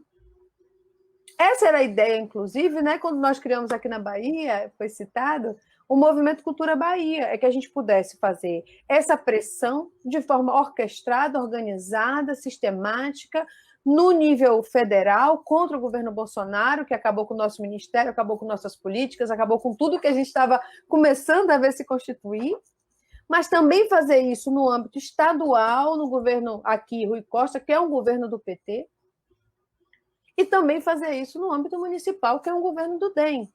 Para a gente não é uma questão partidária, é uma questão do bem público. Né? Mas ali, já no movimento, a gente viu uma questão complicada, porque as pessoas começam a dizer, não, mas espera aí. Claro, porque a gente fica entre a corda, né? E o pessoal fala, né? Entre a cruz e a espada. Se a gente vai a público também, em determinados momentos, de fato, fazer pressão política, a gente acaba dando gás para o outro, né? Dando luz para o outro, dando apoio. Então, a gente está numa disputa tão grande, numa dualidade tão grande no país, que a gente tem que ter muito cuidado com as críticas que a gente faz. Mas a gente precisa se organizar. E aí vem esses exemplos que Pedrão trouxe, que eu acho fundamentais que a gente discuta, por exemplo, a questão da regulamentação da capoeira como atividade física. Assim, todos nós somos contra essa esportivização da capoeira, ou pelo menos muitos, né? Muitos são contra. Se nós somos contra, inclusive, essas estruturas que são criadas a partir disso, com essa questão das federações, a gente precisa se organizar, de fato, como foi dito, né, para fazer essa pressão. E essa pressão não adianta fazer só também sem a gente se organizar coletivamente. Daí, assim, não vai ser as federações que vão nos representar, levando em consideração o que elas representam em termos de valores, em termos da capoeira que elas defendem, do que elas querem, né? Do que elas acham que é a capoeira e dos caminhos que essa regulamentação, do jeito que está prevista, ela pode levar. Mas, por outro lado, a gente precisa se organizar. A gente precisa ter um contramovimento, né? Se não é esse, um outro movimento que diga o que a gente quer das políticas públicas. Como é que a gente quer, por exemplo, essa discussão sobre a capoeira no escopo do ensino fundamental, do ensino básico, do ensino médio, sei lá agora os novos termos, da educação, da escola. Né? Aquela lei lá da educação das relações étnico-raciais, como é que a capoeira está inserida nisso? Porque não adianta a gente também pensar que a gente vai conseguir falar da capoeira por sua perspectiva de educação, por sua perspectiva de histórica, por sua perspectiva de resistência, se a gente também não estiver perto da educação, se a gente não estiver perto das crianças, se a gente não estiver nas escolas. A capoeira precisa estar nas escolas. Mas como é que a gente entra? Se não é por essa via da formação em educação física, qual é? Como é que a gente organiza isso? Porque esse jogo, para ser jogado, depende desses processos de institucionalização. E esse eu acho que é o nosso principal desafio. É a gente conseguir entender essas regras e conseguir jogar esse jogo. Se a gente vai na roda lá do mestre João Pequeno, a gente tem que chegar, né? Nós capoeiristas todos, aprendemos isso com os nossos mestres, com nossas mestras, né? Quando você chegar, olha a roda, vê como é, pede licença, entende como é que está sendo feito o jogo ali, escuta o ritmo do berimbau para depois você se arvorar e entrar na roda para jogar. Não vá logo, não. Entenda as regras. Né? Não podia chegar lá quando o mestre João estava aqui com a gente, chegar lá e querer entrar no jogo. Não era assim. Tinha que chegar, sentar, entender ali como é que se faz a ginga lá na escola do mestre.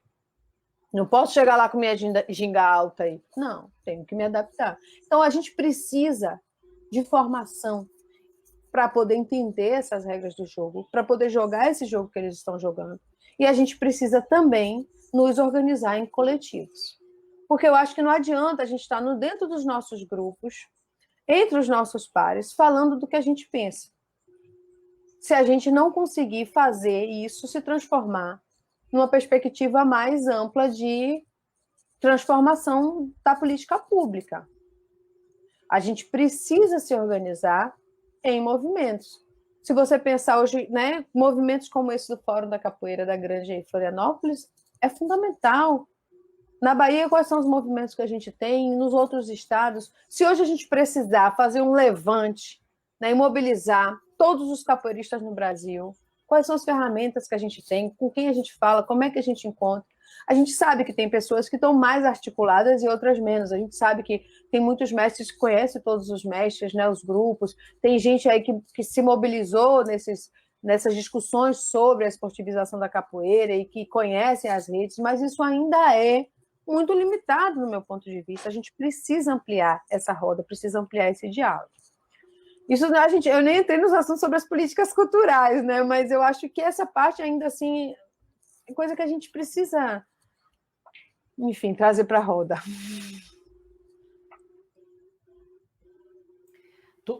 Dani, tu trabalha especificamente com isso, né?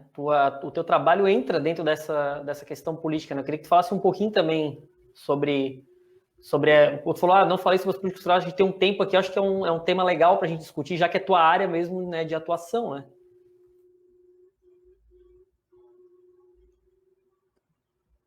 Tá. Pedrão, quer falar antes alguma coisa? Não, por favor, Dani, pode falar.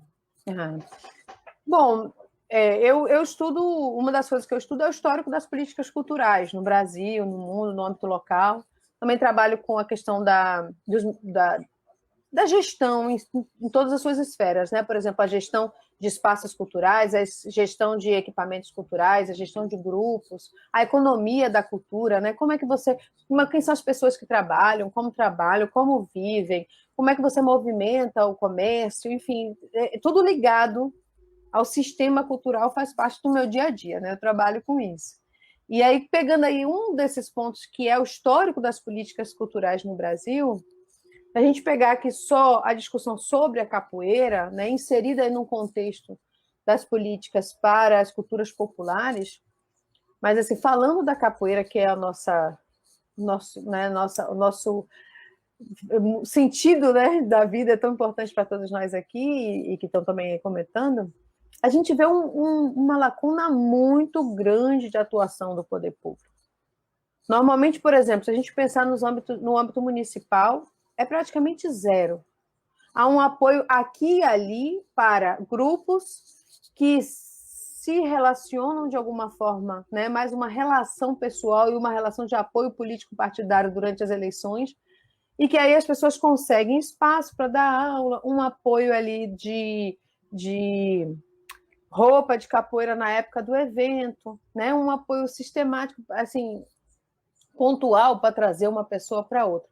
Mas não existe na tradição dos municípios, com algumas exceções, políticas culturais com foco no desenvolvimento da capoeira, no mapeamento da capoeira, no levantamento de informações sobre a capoeira nos municípios, né? No apoio para quem trabalha e que vive disso poder viver. Os apoios que a gente identifica é tudo muito pontual, assim, mas nesse sentido de apoio financeiro direto, esse patrocínio, né? Esse Estado, esse modelo do Estado, assim, que quando você precisa, você vai lá, pede, se humilha, né, e recebe.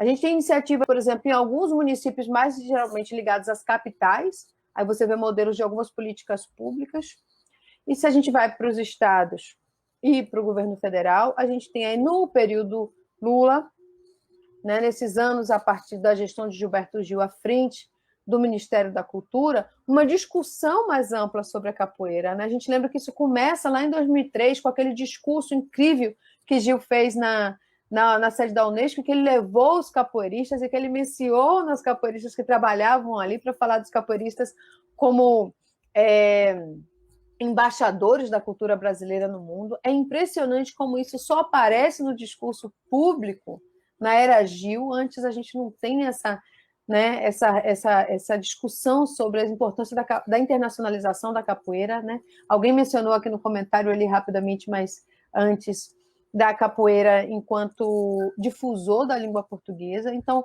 Gilberto Gil traz isso no discurso e traz também em ações, e isso reverbera nos âmbitos estadual e municipal. A gente começa a ver algumas políticas ali, aqui e ali, que de alguma forma tentam pensar tanto a viabilização de editais para ações, né? Então, aqui, por exemplo, em Salvador, a gente teve, né, historicamente, alguns editais, o edital Capoeira Viva, por exemplo. Eu tenho aqui, por exemplo, isso aqui, deixa eu postar para vocês aqui no Canta Meus Livros de Capoeira.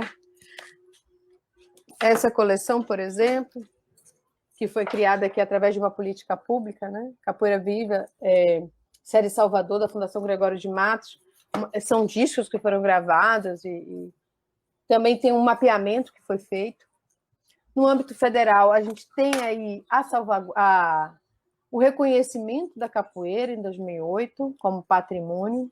E aí isso entra em uma outra discussão, que eu não sei se eu devo me alongar ou não, mas aí a gente entra numa discussão sobre a importância desse instrumento de reconhecimento. Mais uma vez, a gente está tão acostumado com essa nossa prática como uma prática de resistência, e que a gente vai lá e faz do jeito que dá, né? Que às vezes a gente é resistente, né? A gente tem uma precaução com essa relação com o Estado, com a institucionalização, com o poder público.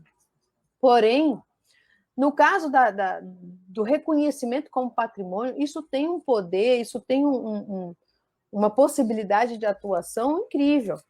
Então, eu lembro daquele dia, né, também impressionante aqui em Salvador, que capoeiristas do mundo inteiro vieram, encheram a praça, né, Pedrão, ali da prefeitura, assim, foi incrível. Foi o dia que eu mais tirei foto de capoeira na minha vida, com vários mestres e mestres de vários lugares. Depois teve aquela cerimônia linda no Teatro Castro Alves, onde o mestre João Pequeno recebeu, se eu não me engano, se eu estiver enganada, se me corrige, mas recebeu o título de doutor honoris causa pela UFBA, ou não, né? Foi uma outra. Foi outra, Mas ali foi uma homenagem também ao Messi, eu lembro. Mas, enfim, isso foi muito importante. Mas o que a gente fez depois dali? O que a gente conseguiu avançar em termos de política pública? O que representou a salvaguarda para a gente? Muito pouco. Muito pouco.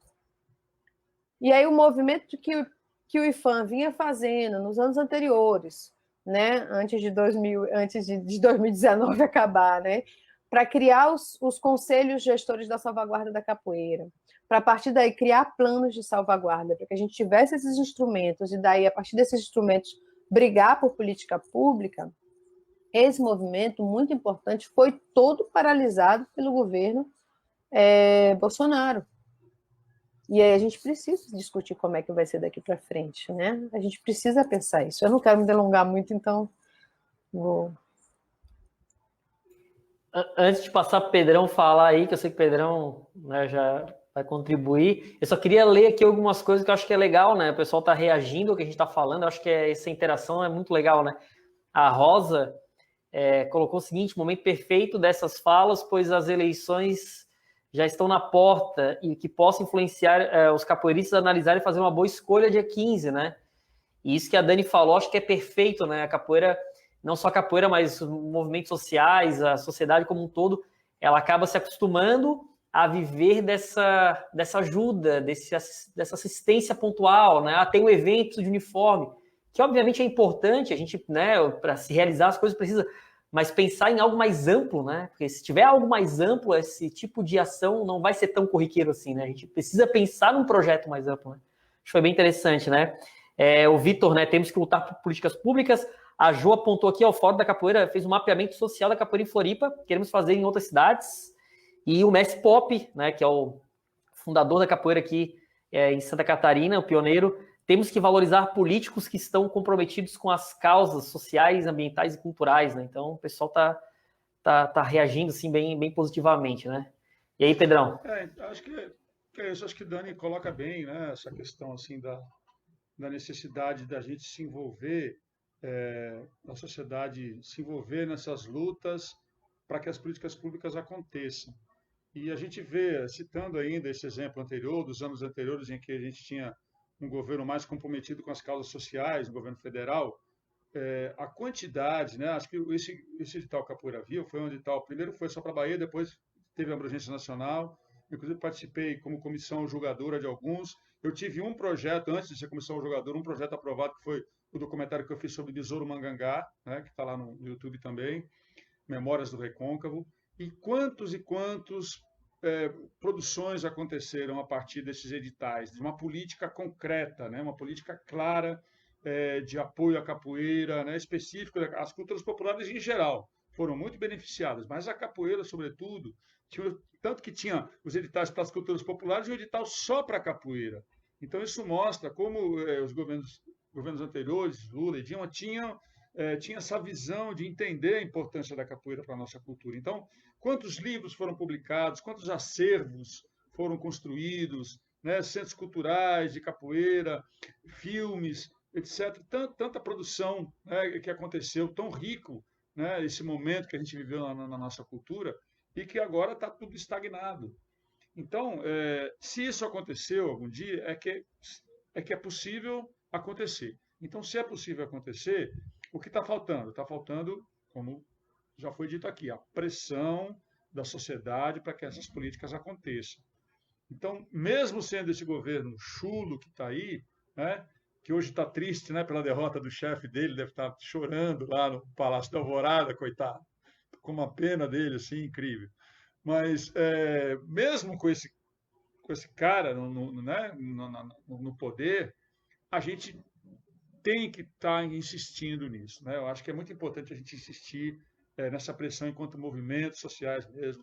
Essa articulação que a gente já conseguiu fazer no momento anterior, a gente precisa retomar essa articulação e a gente tem que conseguir superar, né? A gente tem que amadurecer enquanto capoeirista para superar essa divisão de grupos de capoeira e pensar a capoeira como algo mais amplo, né? Pensar em fóruns. Acho que essa ideia do fórum de Florianópolis é importante, porque ela vai além dessa coisa do meu grupo, do seu grupo, né? Grupo X, grupo Y. Então, a gente precisa começar a pensar a capoeira enquanto movimento, né? Se a gente conseguir pensar a capoeira enquanto movimento social, eu acho que a gente vai começar a, a, a ganhar muito mais espaço, né? Vai ganhar poder, né? É sempre uma luta por poder. Então, esse empoderamento, né, que eu acho que esse movimento da capoeira pode adquirir, eu acho que é muito importante para que a gente consiga avançar naquilo que a gente entende que seja o melhor para a capoeira. E aí, só uma última coisa em relação a políticas públicas, que a gente não pode esquecer, e que é de vital importância, é políticas de proteção para os velhos mestres, né? De garantia para que os velhos mestres possam ter a sua aposentadoria, a sua velhice, o seu, né? Enfim, a gente existem, lembrando que existem algumas iniciativas estaduais muito importantes, né?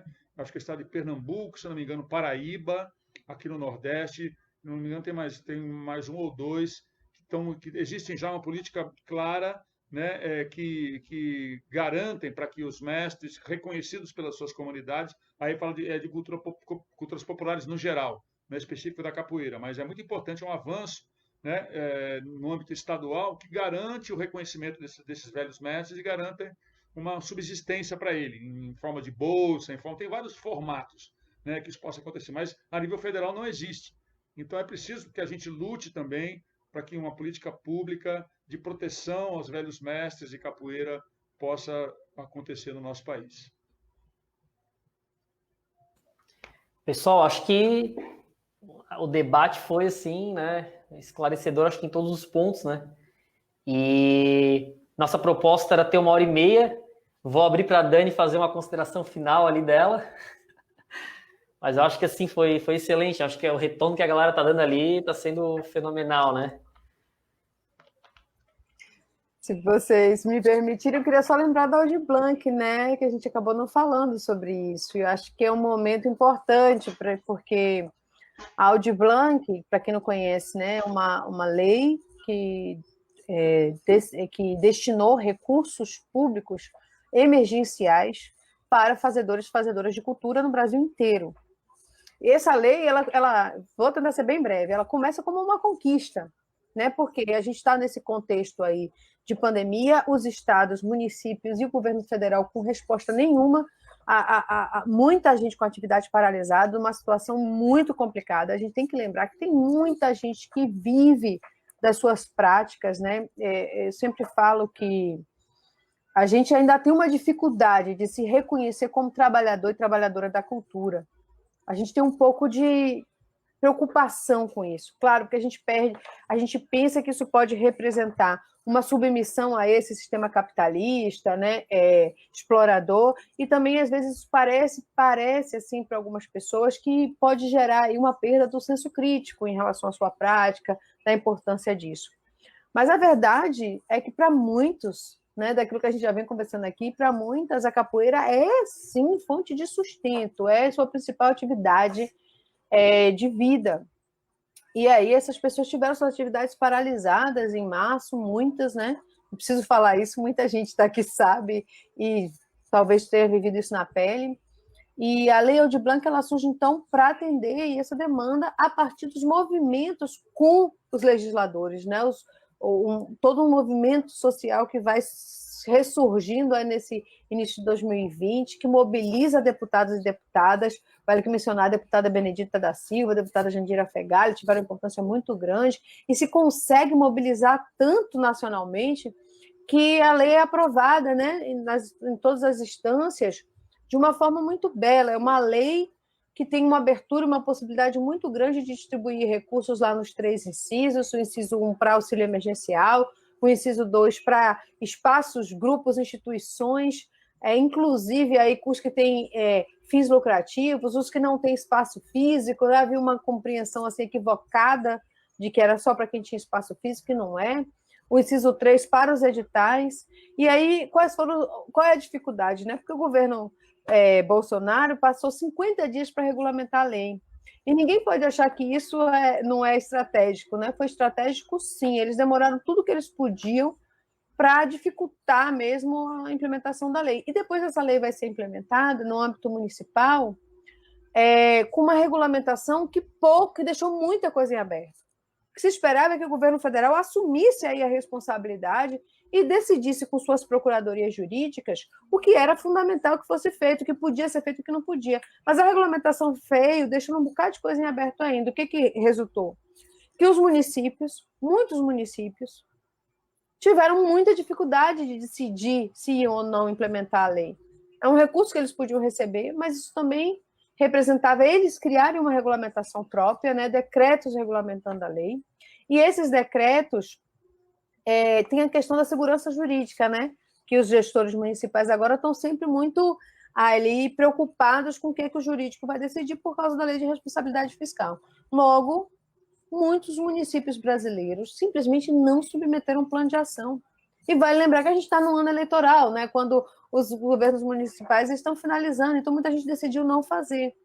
Então, assim, teve um momento esse ano que eu praticamente não fiz mais nada na minha vida, a não ser mobilizar as pessoas nos municípios, né? A gente fez um projeto no Recôncavo, que chama Emergência Cultural no Recôncavo, em que nós damos assistência para 18 municípios do Recôncavo para poder eles implementarem a lei, assistência no sentido de um apoio, de acompanhamento, né, de ajudar a criar os mecanismos.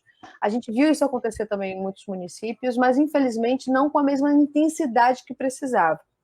Então a primeira coisa é isso, infelizmente, mas onde foi possível ter comissões, ter participação social, a gente viu isso acontecer, mas agora está na fase que os editais estão abertos, né, em muitos municípios, em muitos estados. Então a gente, como capoeiristas, a gente precisa fazer criar frentes de apoio para que os nossos mestres, as nossas mestras, as pessoas que não têm o sistema de privilégios que a gente tem, né? Ou seja, nós que estamos aqui hoje somos privilegiados porque temos internet em casa, computador e etc., né? Mas tem muita gente que a gente sabe que tem muita dificuldade de entrar na internet, de acessar um formulário, de organizar os documentos que precisam ser feitos.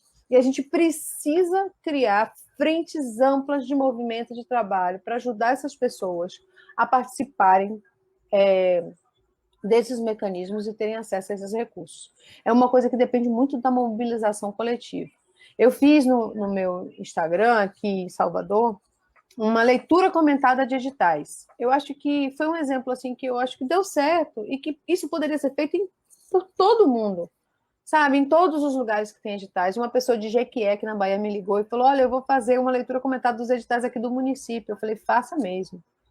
Que é pegar o edital e ler junto, né? E, de repente, pegar esses áudios e mandar para o WhatsApp, porque talvez o mestre e a mestra não tenham muita facilidade com a internet, com live, com não sei o quê, mas, às vezes, consegue ouvir o áudio no WhatsApp.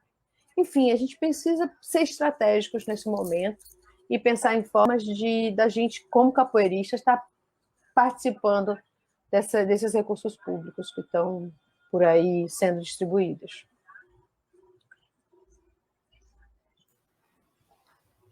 Pessoal, então, depois dessa fala que eu acho que a Dani, né, foi, meu Deus, certeira, né, e que eu acho que sirva para replicar isso, né, porque eu acho que é um ponto que a gente tem que pensar. A gente muitas vezes não pensa, né, os privilégios que a gente tem e que esses recursos de maneira estratégica muitas vezes têm uma dificuldade para se acessar, porque é estratégico isso também, né? E todo um edital ali que muitas vezes é complicado de compreender, eu acho que é complicado, né? Eu acho que é importante o que a Dani falou, acho que é certeiro, né? A gente já está, né, já chegou aí no nosso quase 1h40 de live, mas eu acho que não deu nem para ver o tempo passar, porque foi tão importante, tão informativo, né? Eu acho que a gente pode abrir, né, para cada um fazer as suas considerações finais, enfim, e eu vou começar, né, queria agradecer aí o convite do Vitor e a oportunidade de participar, né, com o Pedrão e com a Daniele, que, né, são pessoas que estão aí além, né, eles estão, eu acho que é uma coisa interessante, né, eles estão além do acadêmico, né, eu acho que se critica um pouco esse academicismo, assim, muitas vezes, que a academia se fecha dentro dela. Sim. E eu acho que é legal a gente ver pessoas que estão para além disso, né? Estão dentro da academia, mas ao mesmo tempo também estão preocupadas em entender a sociedade em que vive, em levar isso para a sociedade, em ser realmente instrumentos, né, da sociedade. Acho que isso aí é o fundamental. Então, eu queria agradecer muito a oportunidade de estar aqui. Queria convidar o pessoal também, né? Queria fazer uma divulgação nesse momento eu tenho um canal, eu fiz um canal aí nessa quarentena, E ele é um canal mais para divulgação de conhecimento, né? Mais para divulgar ali determinadas questões dentro da história. É um canal bem legal. Eu tenho ele já há 3 meses e lá eu também discuto algumas questões. Então, por exemplo, tem um vídeo que eu falo sobre esquerda e direita, né? Tem, enfim, né? Eu fiz agora o último que eu lancei essa semana, que está tendo uma repercussão bem legal, que não é o motivo de orgulho nenhum, né? Até estava falando para eles antes, né? O nazismo aqui em Santa Catarina, que é uma questão assim, né? A gente está vivendo no século XXI e a gente tem esse tipo de coisa forte ainda aqui no estado. Então, quem quiser acessar, né? Quem quiser dar uma olhada lá, o nome do canal é História para Contar no YouTube. E toda semana tem vídeo, então ficaria feliz de ver a galera lá. E é isso, só agradecer esse momento, a oportunidade, e agradecer a presença, né, do Pedrão e da Dani, que acho que foi assim sensacional aí nessa nossa roda virtual, né? É isso, eu também queria agradecer pelo convite, muito bom mesmo estar aqui, acho que muito produtiva esse bate-papo aí, fiquei bem contente, a participação das pessoas também, né? Todo mundo bastante envolvido com a temática. E a gente tem que superar aquela velha frase que política não se discute, né? Política se discute sim, a gente tem que estar discutindo sempre política, em todos os âmbitos, né? Isso é muito importante, a gente está participando sem medo de participar, né? A política mais ampla, aquela com P maiúsculo, ela é vivida no cotidiano, ela tem a ver com a nossa vida cotidiana, tem a ver com, né, com tudo o que a gente vive. Então, a gente não pode simplesmente dizer que não quer saber de política, que não quer discutir política. É um erro muito grave que a gente comete quando toma essa posição. Então, é preciso discutir, né? Dia 15 de novembro está aí, então vamos pensar bastante em pessoas comprometidas com um projeto de sociedade inclusivo, um projeto de sociedade que valorize a arte, a cultura, a educação, né? Que valorize as pessoas, os direitos das pessoas, a igualdade. Então, vamos pensar em pessoas que estão comprometidas com esse projeto, para a gente pensar em quem a gente vai votar.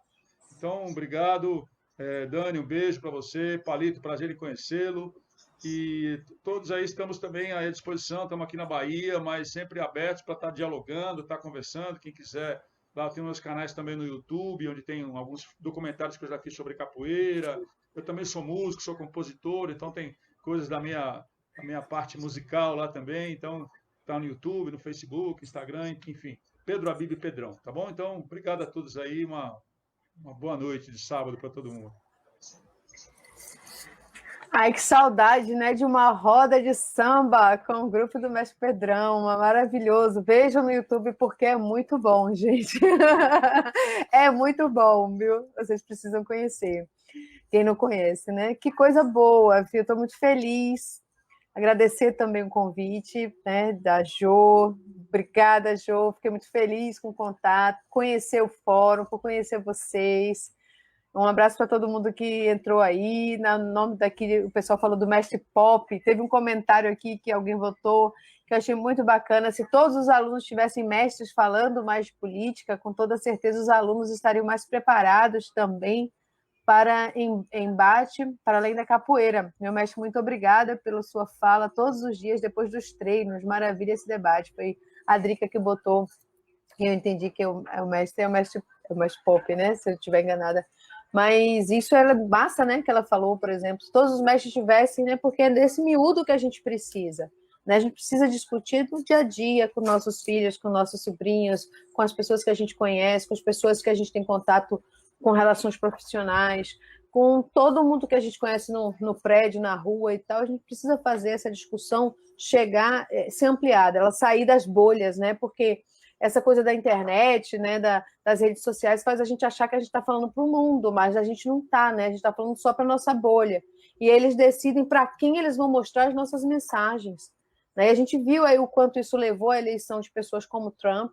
Quem não viu os documentários que tem no Netflix sobre essa questão de como as redes sociais permitiram a subida desses governos de direita no mundo, precisa ver, entender essa discussão que está sendo feita internacionalmente, porque isso também tem a ver com a própria eleição de Bolsonaro no Brasil, e de fato, né, hoje, esse momento que a gente está vivendo aí com a eleição de Biden, longe de representar aí alguma coisa extremamente boa para a gente, representa, sim, uma queda desse modelo, né? Então, mas a gente precisa, então, ampliar.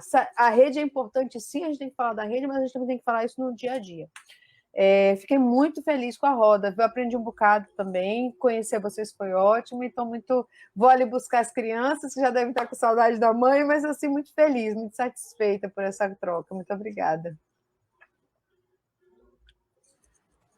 Faltou uma coisa, capoeira mulher, todo mundo fala, todo mundo falou aí do YouTube, do coisa, então eu vou falar também, lá no Instagram tem um perfil chamado Capoeira Mulher, sigam lá, e também o meu, Daniele Canedo, se quiserem conversar mais. Um abraço.